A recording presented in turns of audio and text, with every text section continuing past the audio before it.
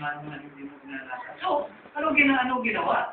Nakikayat si Eva, kanyang kinain, yung bunga na ginamitan ng pangalan ng mga magagaling mag-create, ginawang sana sa kapatid na Luella. Ginawang sana. Kaya tayo tuloy noon, na nagpili sa isip natin, uy, masalas pala yun. Wala na nakatulad naman tayo. Ako pala po paano nyo. Nung basahin din. Buwan ng magulat. Hindi sila ito. Masalas na muna. Granting na talagang masalas na umaring muna. Kinain.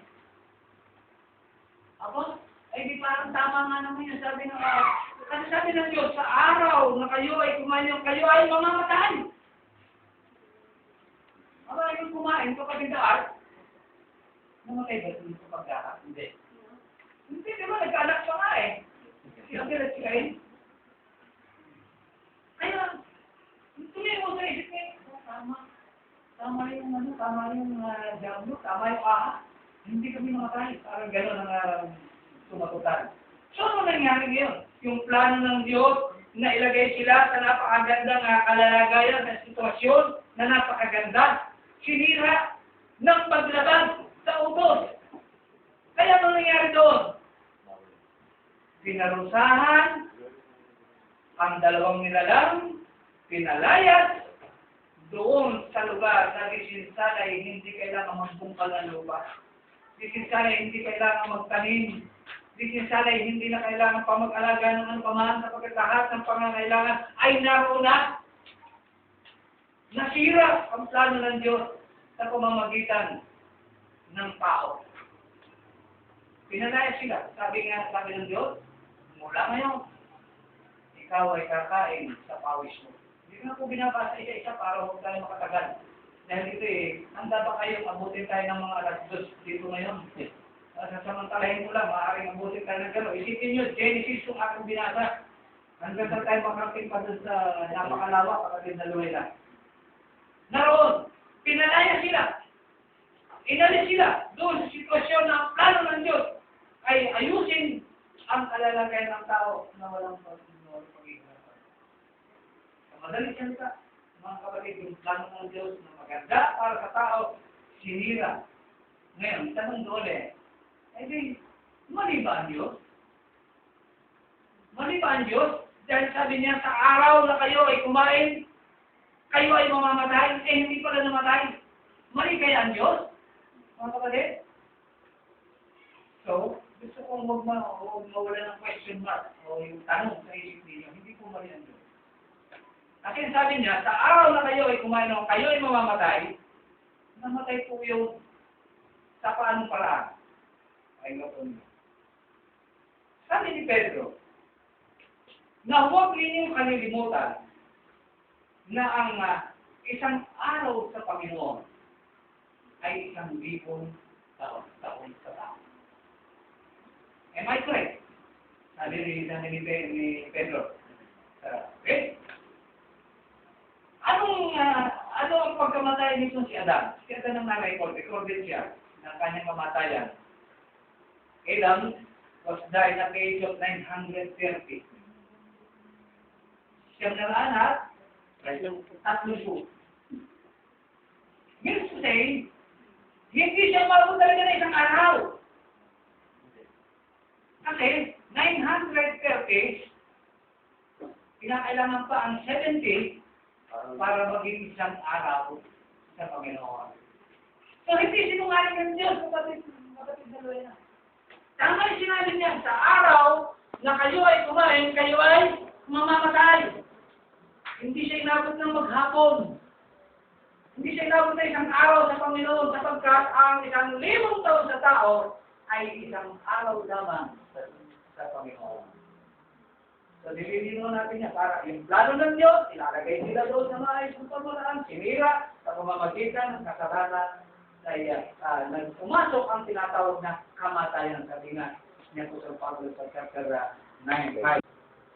Naroon niya, dumami ang tao. Unit doon pa lamang sa magkapatid, yung kanilang naging anak si Abel at si Cain.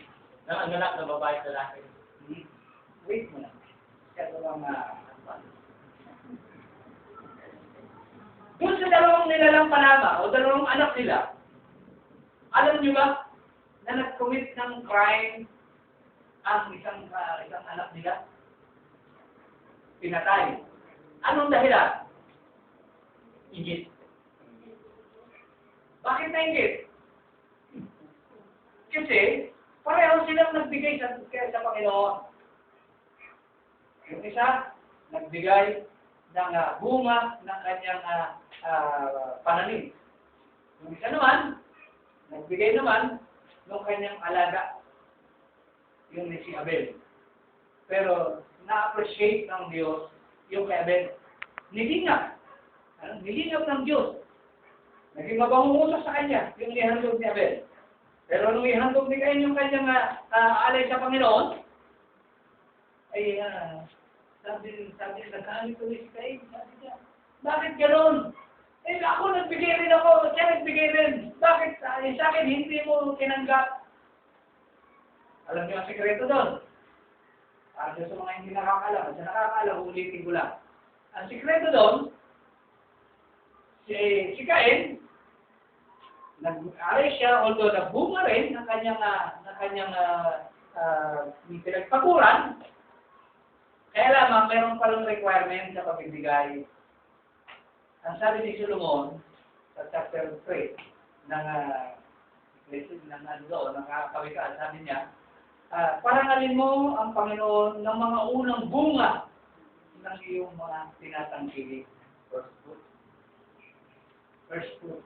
Unang bunga. Ay binigay niya, kumbaga, pinagpilian na.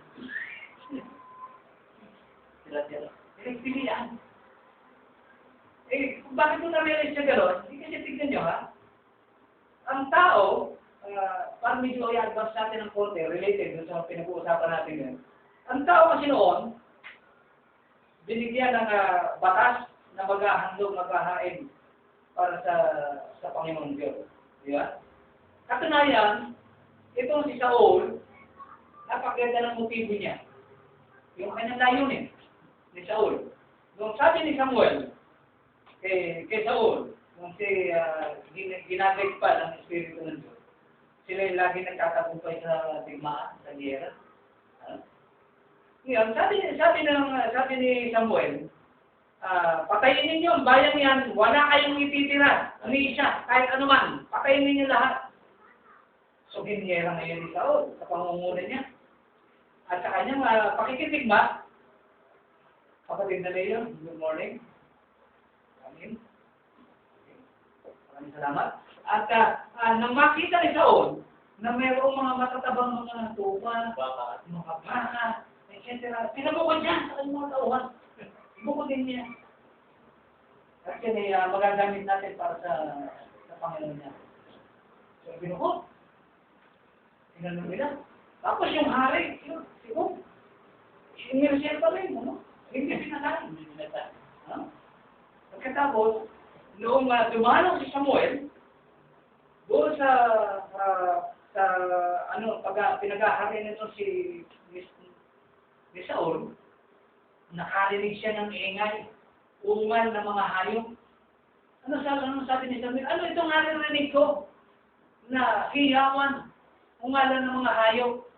Ano ito? Sabi ni Saul, yan yung mga sa aming pakikitigma, ay akin ang yung pinabukod dyan para ihandog sa Panginoon sapagkat ay matataba na karapat-dapat sa Panginoon niya. Alam niyo, na siya ba ay sinang-ayunan ni Samuel? No! Hindi sinang-ayunan ni Samuel itong si Hari Saul. Kundi manapay, sinabi niya na mas mabuti ang sumunod kaysa maghain sa Diyos. Ano? Kaya doon, nagkamali siya.